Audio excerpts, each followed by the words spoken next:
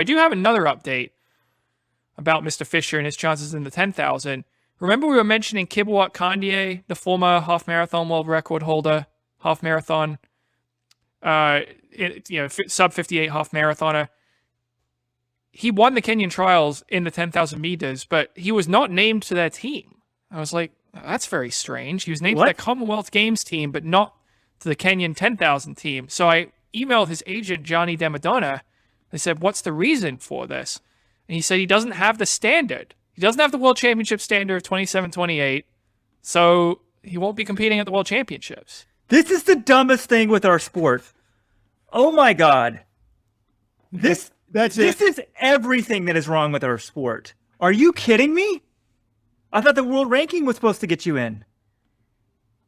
I think he does have a high enough world ranking, and I'm not sure. Do they take world ranking peep spots in the 10,000 though?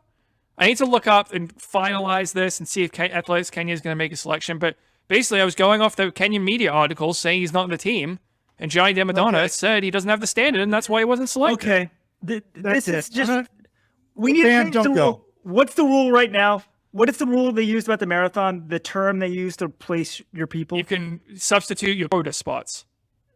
But there's some word for it. They need to do the quota spots. The Kenya can pick any 3 people it wants for the Worlds. It can put the Prime Minister's son on the team if they want, for all I care. This is ridiculous. Well, wait, no. That's the whole point of this rule, is so that they can't put the Prime Minister. I don't care anymore. That's what they're worried about. This is nuts. Like, you want crossover stars. This is the half marathon. He's broken the half marathon world record. Is he the current world record holder? Current, right? No, Kibiwott has the record. He had it though, right? He did have it. He used it, yes. A crossover star. We want him out there. He's got a cool name, and now he can't go to the World. I guess they're just setting it up for Grant Fisher. This has got to be a joke. Oh, he ran 27:33 at 6,000 feet of altitude. They don't have a goddamn conversion chart to give you 5 fucking seconds. Oh my God. I'm done with that. Is laughable. Look, our sport it just keeps shooting itself in the sport. Now, I guess nobody's going to care because the average person doesn't care about some Kenyan 10,000 meter runner. But just like they design all these like complicated things and just don't think like, let Kenya pick 3 people for its team. Its best 3 people. Let America pick its best 3 people. Like, please, we want national championships to mean something. Why did they get him in a race? Why didn't they get Kandie in a race? I'm not sure. That's a good question. Okay, look, this is good though. Mr. Fisher, look, I mean, do you see what that is? It's a poster I made of Mr. Fisher. He's on my back wall, but that's it. I'm rooting for him not to medal. Or if he does medal, he's getting an asterisk next to that medal, like Galen Rupp's. There's a huge asterisk next to Galen Rupp's Olympic marathon medal because he had the cheater shoes on and nobody else did. So this has got to be an asterisk next to it.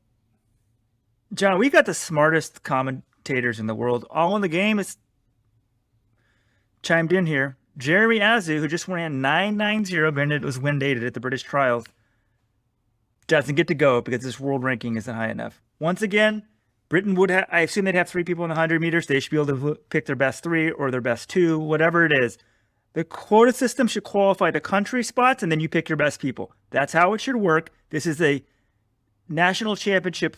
This is a world championship based on country, so each country should be allowed to pick who it wants to take those spots. The quota spot system needs to be adapted immediately. And John, as a Briton, we expect you to protest the start of the 100 meters and lay down on the track or something like, and Robert will do it before the 10,000 meters.